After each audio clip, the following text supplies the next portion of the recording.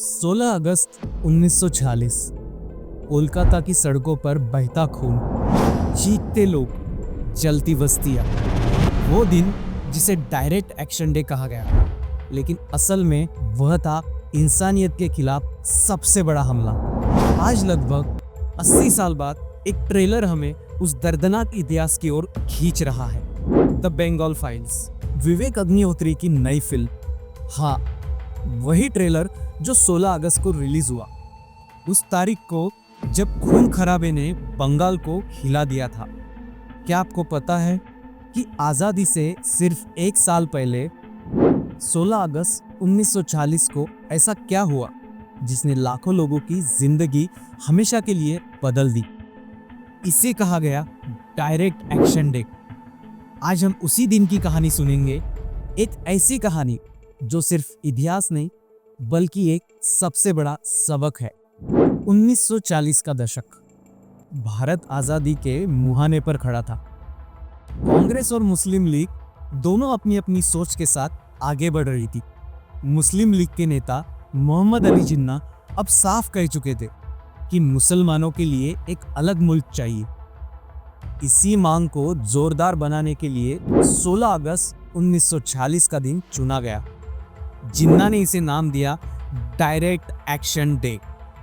मतलब अब फैसला सिर्फ बातचीत से नहीं, सीधा कार्रवाई से होगा। सुबह होते ही कोलकाता शहर बदल गया।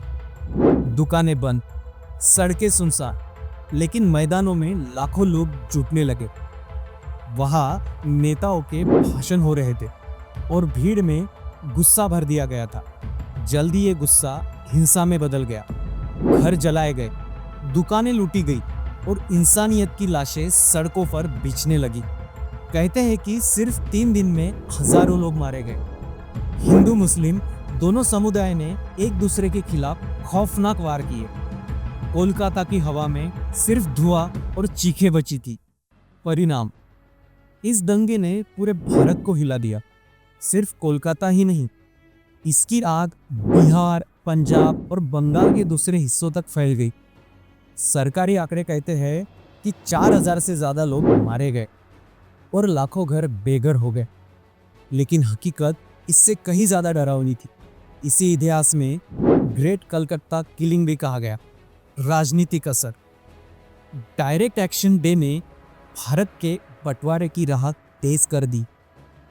लोगों के मन में यह धारणा गहरी हो गई कि अब हिंदू और मुस्लिम साथ नहीं रह सकते। ब्रिटिश सरकार और भारतीय नेताओं ने भी इसे एक चेतावनी की तरह लिया। सिर्फ एक साल बाद 1947 में भारत का विभाजन हुआ और पाकिस्तान का जन्म हुआ। कहा जाता है कि डायरेक्ट एक्शन डे उसी विभाजन की प्रस्तावना थी। इतिहास हमें बार बार सिखाता है, जब राजनीति धर्म के नाम पर की जाती है तो उसका नतीजा सिर्फ खून खराबा होता है।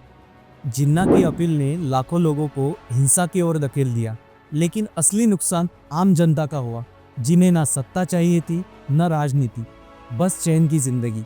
डायरेक्ट एक्शन डे ये याद दिलाता है कि नफरत और धार्मिक उन्माद का जन्म भी हावी होता है और उसका अंजाम हमेशा विनाशी होता है। आज जब हम इतिहास के उन पन्नों को पलटते हैं तो सवाल उठता है, क्या हमने सच में उस त्रासदी से कुछ सीखा या फिर हम वही गलतियां दोहराने के रास्ते पर हैं?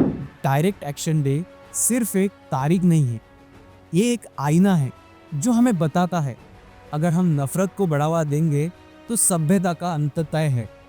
तो सोचिए, क्या हम इतिहास से सबक लेकर एक बेहतर भविष्य बनाएंगे या वही कहानी दोहरा ही जाएगी, बस चेहरों और हालातों के साथ?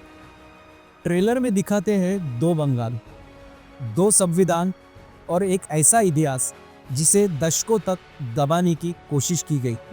लेकिन ये फिल्म सिर्फ डायलॉग नहीं, ये हमारे अतीत की अनकही सच्चाई है। तो दोस्तों, इसमें आपकी क्या राय है, कमेंट में ज़रूर बताइए। ऐसे ही इंफॉर्मेटिव वीडियोस के लिए हमारा चैनल ज़रूर सब्सक्राइब करें और कमेंट में हमें बताइए कि आप अगला वीडियो कौन सा देखना चाहते हैं। धन्यवाद।